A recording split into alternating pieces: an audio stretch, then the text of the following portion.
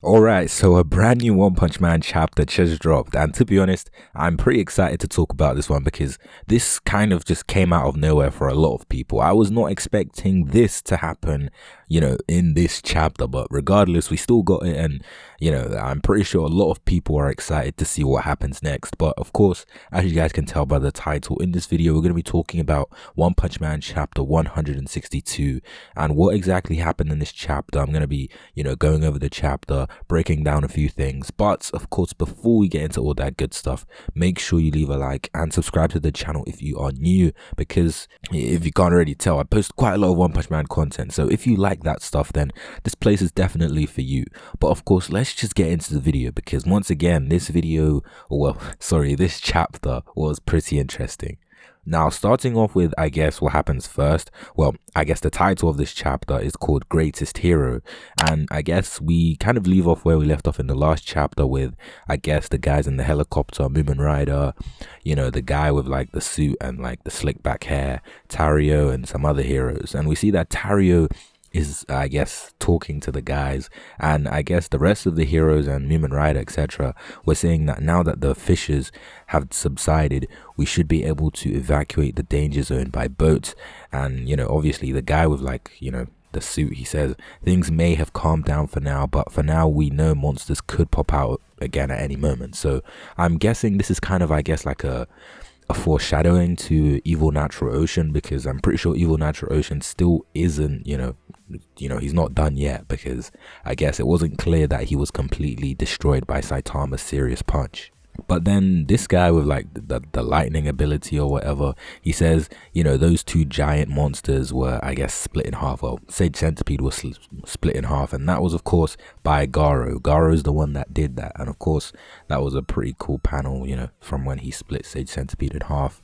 And then we see that Tario tells them that it was Uncle that took, the two monsters down. Well, he did take one of them down, but, Tario calls, Garou Uncle, and these guys are pretty confused because they don't really know who that is.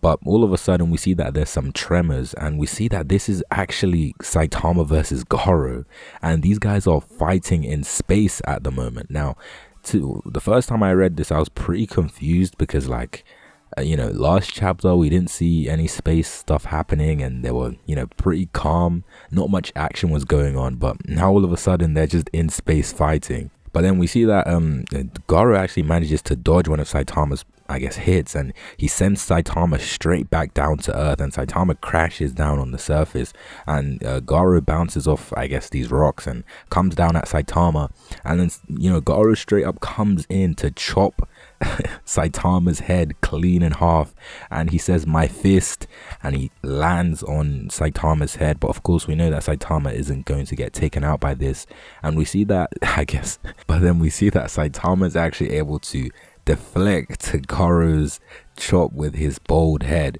And of course we know that this might be the serious headbutt, but I doubt this is the serious headbutt. I'm sure the serious headbutt will probably come later on in this fight, but we see that this actually cracks Garou's arm completely off. Just the impact of, striking down on Saitama's head just straight up takes Garou's hand away, or his whole arm away.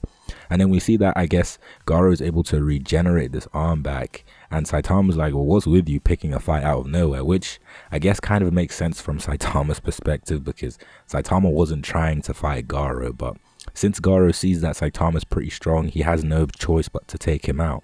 But then moving on, Garou just tries to punch Saitama in his face, but Saitama is just able to punch him back. And then we see that Garou gets sent straight, flying all the way back to where the helicopter crew is. And we see that, Garou says he's way too strong. And we see that Garou, I guess, manages to survive this punch, of course. And Tario's running to Garou, and he's saying Uncle, because, obviously Tario hasn't seen Garou for quite a while. And we see that Garou is talking in his head, and he's like, damn it, I was right there just when I was about to reach my ultimate goal. The biggest hurdle of them all had to get in the way. I've got to take him out. Which, I mean, Garou then just begins to straight up just transform into his next form, and this form definitely looks a lot more demonic and a lot more like, monster Garou than anything. But then we move on, and Tario is pretty scared because, I guess, Garou's mutating right in front of his eyes. And then we see that, I guess, Garou is talking in his head and he's like, they don't have enough hands to fight while helping the injured. And he says, my strength is overflowing. With this, I can...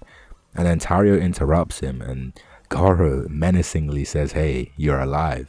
And of course, this is obviously scaring Tario, but Tario is able to realize that this is Garou and says, you know, you were a hero all along, weren't you? And we know that, of course, Garou's whole idea is that he wants to become a monster that, you know, causes despair for everybody. But in reality, we all know that he secretly just wants to be a hero. But moving on, Garou says, how many times do I have to tell you? Just what part of me is a hero? Take a good look. I finally managed to change into a true monster. But Tario is still insisting that Garou is actually a hero. And then we see that, you know, Tario is crying and saying, I know that for a fact. Whenever I'm in trouble, you always come running to save me. And I guess it makes sense because every time Tario has been in trouble, Garou has just magically appeared and saved his life. So, of course, and Tario says, please stop pretending to be a monster. And then we see that obviously Tario continues crying as he always does, and Garou looks down at him pretty like he like takes pity on him. But then he says, not when I finally, you know, obviously since Garou is finally in his monster form, it's not like he can just all of a sudden turn back, and says, I can finally show you the moment where the monster wins. And of course, this is whole, you know, as I said before, Garou's whole thing where he wants the monster to win, and I guess from there he wanted to, I guess, become the symbol of just despair and hate for everyone to fear. But then moving on, Saitama comes along and says, you're Garou, right? Man, you're gonna make the old man cry. And he says, you hunt down heroes, wreck a bunch of dojos, and now you're pretending to be a monster and making kids cry. And obviously Saitama says, act like a grown-up for once, for crying out loud. No need for sudden hissy fits. Did it bother you when I said you don't look like a monster? Your cosplay there looks really intricate. And obviously this is just poking fun at Garou. Well, this is Saitama's way of poking fun at Garou. And then Garou obviously is silent and says to Tario that I'm about to destroy your outlook on life. I'll show you just how powerless heroes are. And then he says, then there won't be anyone left alive to kill you or save you. And then he says, and put a permanent end to the unreasonable world that made both of us cry. And obviously Tario is, I guess, trying to break this up between Saitama and Garou. And Garou obviously says he's going to defeat Saitama and hit him. And then Saitama says, you want to hit me? Go ahead. And then I'm pretty sure this is a pretty iconic panel. And Saitama says, you chicken?